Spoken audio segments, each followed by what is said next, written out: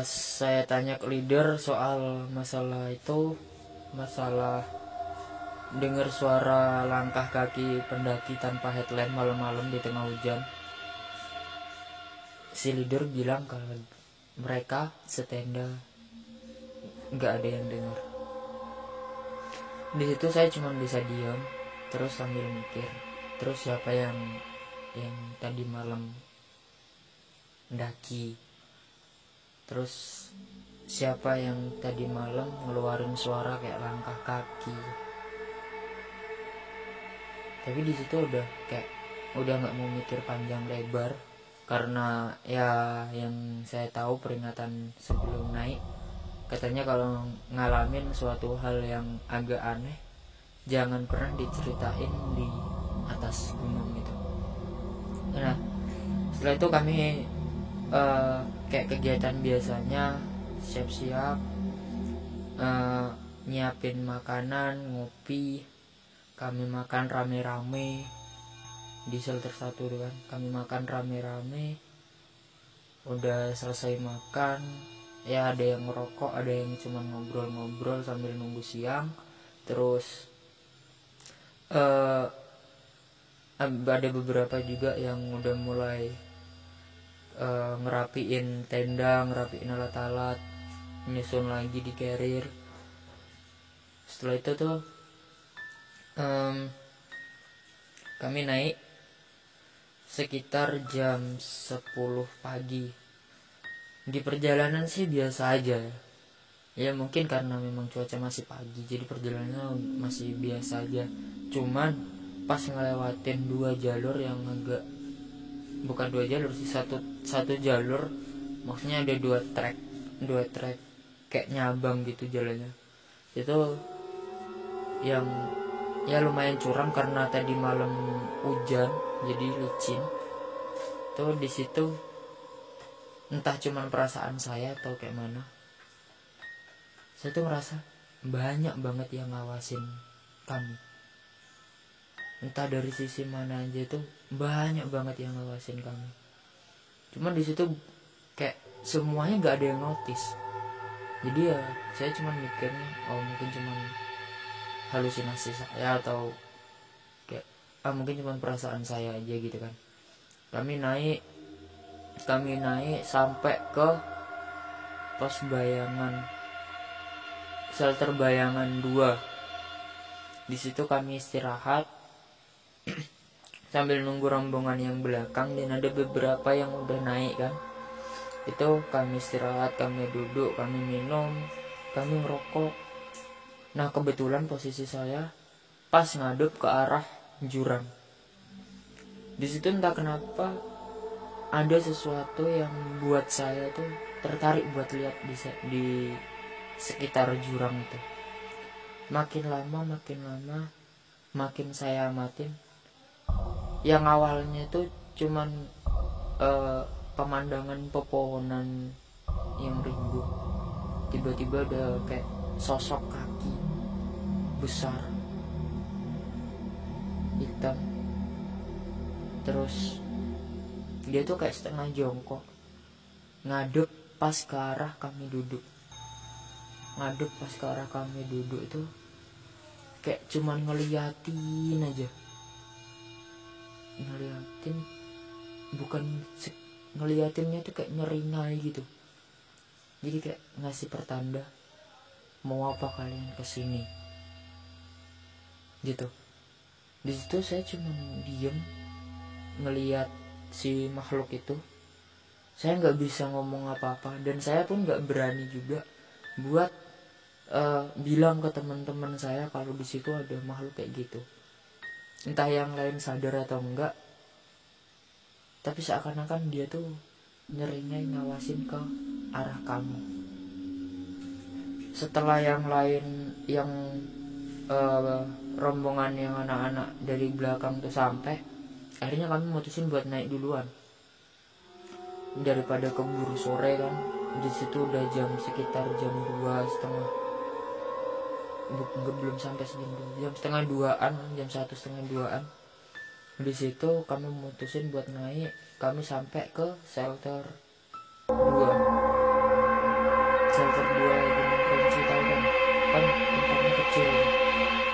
Dan kami kan memang udah di itu bang, dipesanin buat jangan ngecamp di shelter 2 yang di situ. Makanya kami kan melakukan silakan ngecamp di shelter Bayangan 2 gitu kan. Nah di situ udah jam sekitar jam setengah 3 atau jam 3 kurang dikit lah. Di situ ya kayak kebiasaan orang nyaki biasa kan.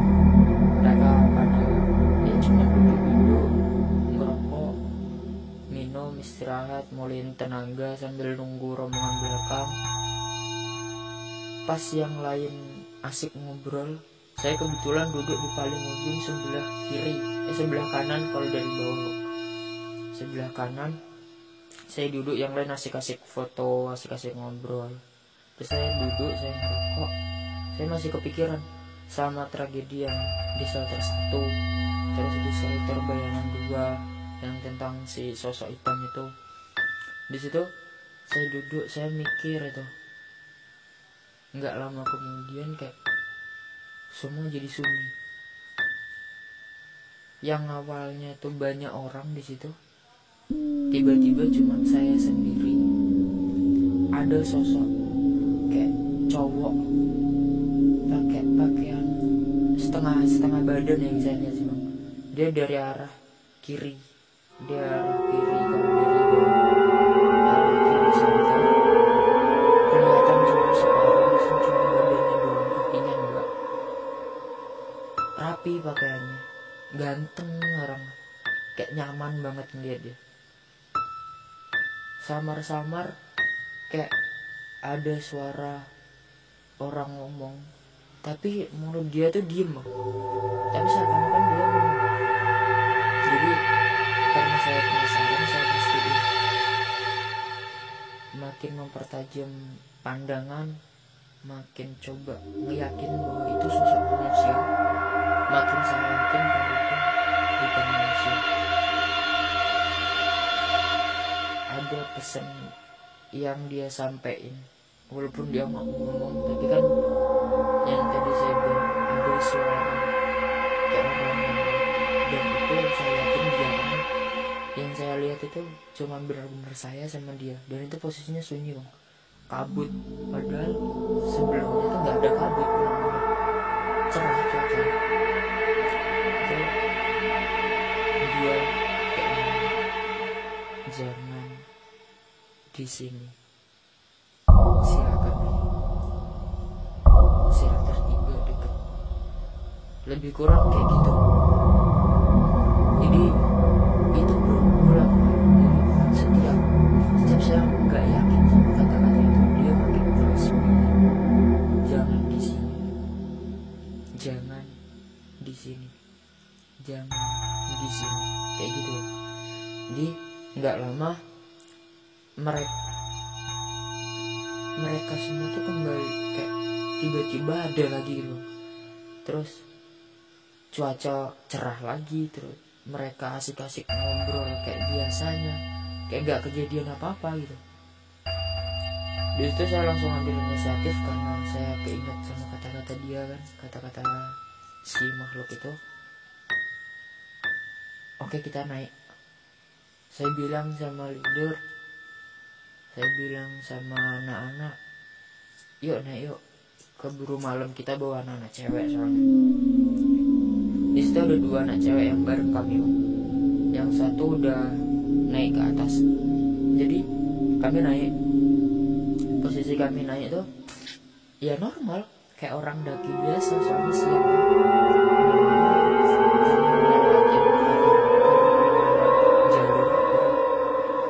Jalur air kalau kamu bilang. Di situ normal semua, asik-asik foto-foto. Nah pas di salah satu tempat udah deket sama shelter 3 kan ada akar-akar tuh. Nah kebetulan kami foto-foto di situ. Kami foto rame-rame. Di sejenak saya lupa sama masalah yang udah kejadian sama saya sebelumnya. Di situ kami foto-foto dan saya nggak notice di situ. Pertama kalinya saya nggak notice. setelah foto pertama, kedua, ketiga, banyak papasan orang-orang yang dari atas, para pendaki yang dari atas ya. Normalnya pendaki saling sapa, mari mas, mari mbak, mari bang, mari kak, kayak gitu lah kan. Tiba-tiba saya notice kayak ada anak cewek pas duduk di belakang sebelah kanan saya.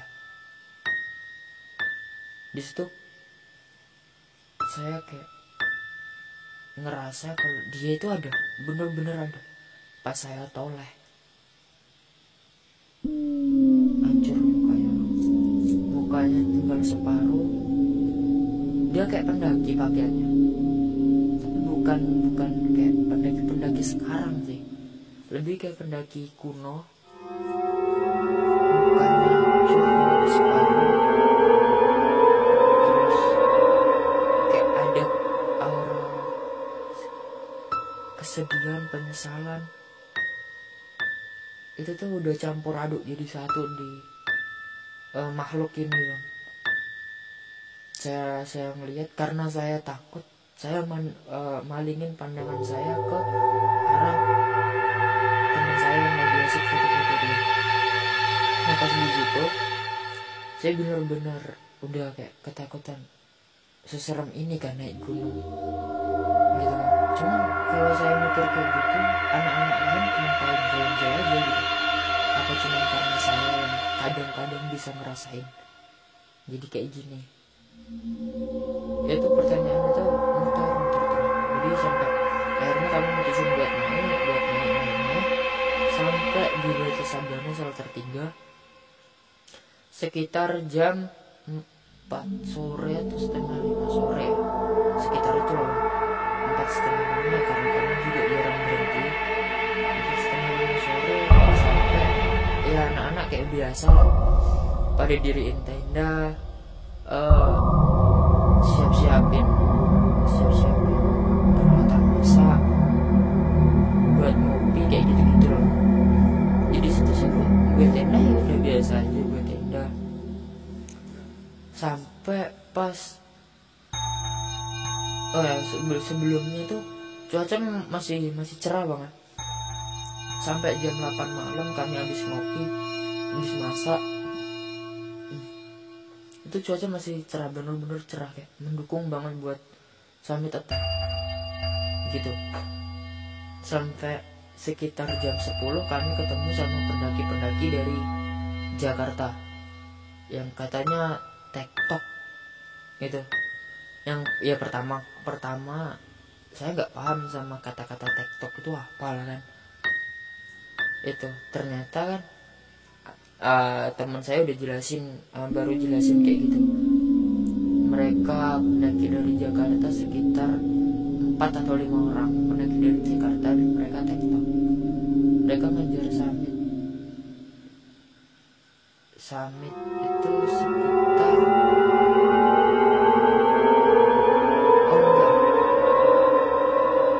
mereka tuh niatnya TikTok, terus dia tuh buat tenda.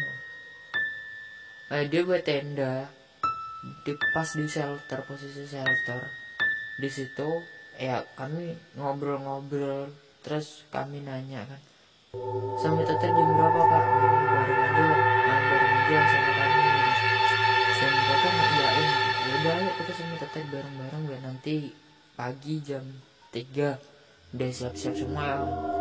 Selesai ngobrol, selesai ngopi, kami balik ke tenda jam 10 malam. Kami istirahat. Pas mau istirahat, tiba-tiba badai ya. Badai itu benar-benar kayak nggak ngizinin kami buat summit attack.